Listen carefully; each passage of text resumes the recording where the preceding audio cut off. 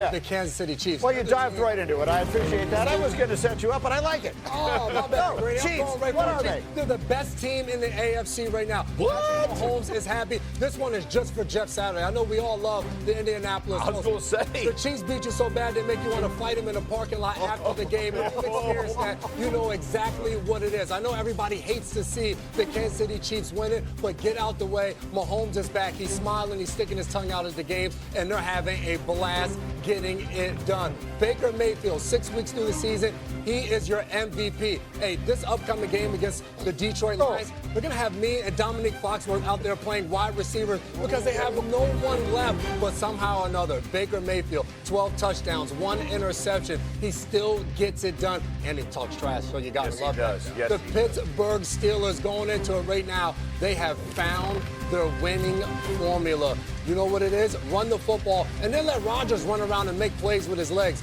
Graz watched on Sunday, and he loved it. He said, you know what? Rodgers is spry. I know he's older, but he still figures out how to get on the run and make plays. And, oh, yeah, the defense is coming alive. Jalen Ramsey, 2 sacks in the game, stopping the run. The Steelers, favored to win the division? Maybe. They actually are now finally favored to win the division at 4-1, with the Ravens sitting at 1-5, and the other 2 Ohio teams trading quarterbacks one to the other, which caught the attention of Mike Tomlin.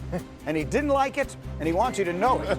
In his press conference yesterday, Tomlin questioned the Cleveland Browns and their general manager, Andrew Berry, for the decision to trade Flacco to Cincinnati. Listen. To be honest, it was shocking to me. Andrew Berry must be a lot smarter than me or us, because it doesn't make sense to me to trade a quarterback that you think enough of to make your opening day starter to a division opponent that's hurting in that area. But that's just my personal feelings.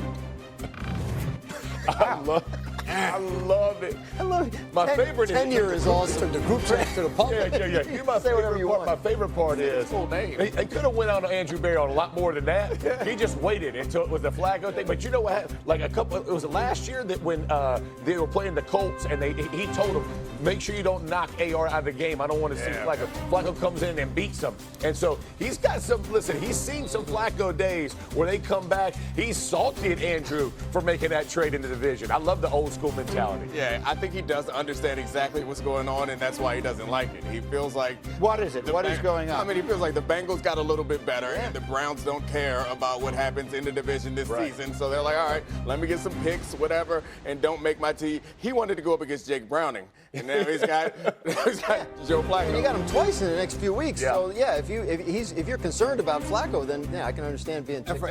And for Andrew Berry and the Browns, they're looking at it like you said, Nick, you got a draft pick, and they're also looking at it as, you know what, for the Cincinnati Bengals, we don't want you to end up with the #1 pick. We're going to give you Joe Flacco. He'll be just good enough to win a game or two. Now you end up picking in the teens, and we're actually helping our team for the future. We don't give a damn about the Pittsburgh Steelers and how it impacts them. We hate everybody in the division. And there's nothing wrong with that. It's not his job to worry about how it impacts anybody. I don't even think it was even that nefarious. I think it's like, we're done with this guy. Someone's offering us something. We're going to take it. Yeah. Like, that's it. Like they weren't going to play Flacco the rest of the year. Let's go back to the beginning part. Yeah.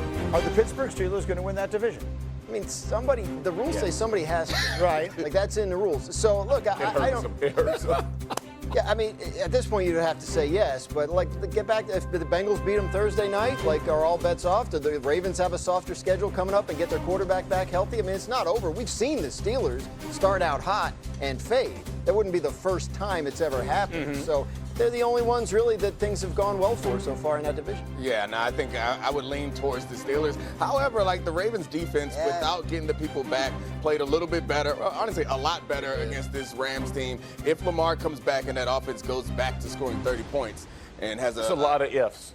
It's one if. I mean, it's look, one if. If the defense keeps playing good, if Lamar comes back, plays good, if they score 30 points a game, you can't group them all together. If Lamar comes back, they score 30 points. Oh, okay. That's not an if. Okay, you combine it. I got you. The reality is when you're 1-5, you need a lot of ifs to fall your way. Their schedule, the Ravens' schedule, in theory, does look manageable, and they get 2 cracks at Pittsburgh, so they will have their opportunity to climb back into it. But the Steelers are now the favorites to win that division. Okay, time for carbs.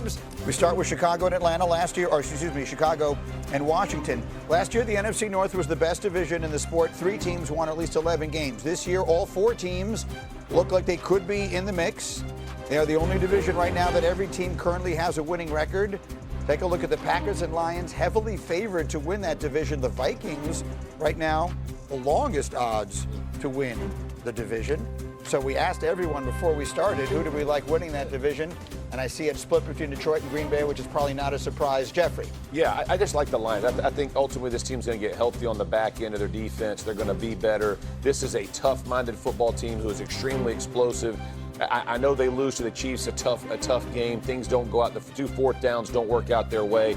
This is a team that pushes the envelope. They're not scared to make a mistake. They're going to play through mistakes. You got to respect it. That's why I'm going with it. They're an aggressive team. I like the Lions in this, but I'm going to lean towards the Packers because their defense is much better, but they aren't necessarily producing the turnovers and sacks. Considering how much pressure they get, they should have more sacks and turnovers. I think those things will come along, and this team will turn into the juggernaut I think that we thought they were going to be.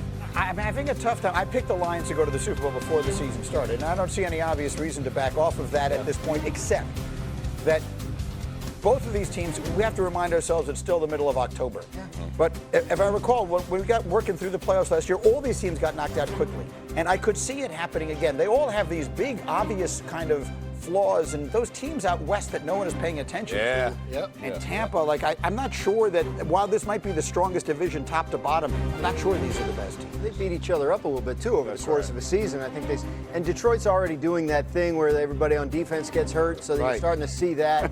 Now it's not season I ending. hate when they do that Right. thing. Yeah. To me, it's a coin flip. I think the Packers, a young team that has reason to believe it'll get better as the season goes along. So that was what broke the tie for me. But looking at this graphic, I think my only thing I can say is congratulations to the Bears on your division. Or the Vikings. Yeah. I mean, everyone is discounting the Vikings. The Vikings are the only one in that division that has a question mark at the quarterback position. That's the reason I think that they're last. Do they in think those they odds. have a question mark? Like, I think they think they have J.J. McCarthy. Guys played 2 games. Like they can't possibly know, even if they believe that he's the guy. I get that. All I'm saying is that when we came in here 5 weeks ago today, or whenever it was the morning after the first Monday night game, we thought that, J.J. McCarthy's the offensive player of the week, and the Bears are the ones that have the question marks, and here we are. Offensive player of the week with 160 passing yards. I get it. It was a great fourth quarter. Yes, and I do think they believe they have their guy. The biggest thing is that he just needs to be out there. To the point of that game, you got to see a little bit of the it factor. Now you need the development on the practice from day in and day out, the games from week in to week out, to see him continue to progress. Final word. Yeah, I mean, we do TV, Greeny, after a game like that. We overreact, make it real excited, the people like it, and then a few weeks later they tell us we were wrong. It's a little game alliteration on it. Yeah. There you go. I'm offended by the mere suggestion that you think we would ever overreact to anything on this program, including huge news in Tennessee, the most ridiculous thing in the history of sports. That's meant to be a funny overreaction. First firing of the NFL season. Titans saying goodbye to Brian Callahan 6 games into his second year. He finishes 4-19, 1-5 this year with Cam Ward, the first pick in the draft. Senior offensive assistant Mike McCoy will take over as interim coach, and it continues this, well, what else can you say? Ridiculous trend. In the last 10 years, 8 quarterbacks have been taken first overall. 6 of them had head coaching changes in their rookie season. Including Ward, it has now happened in 3 straight instances. This drives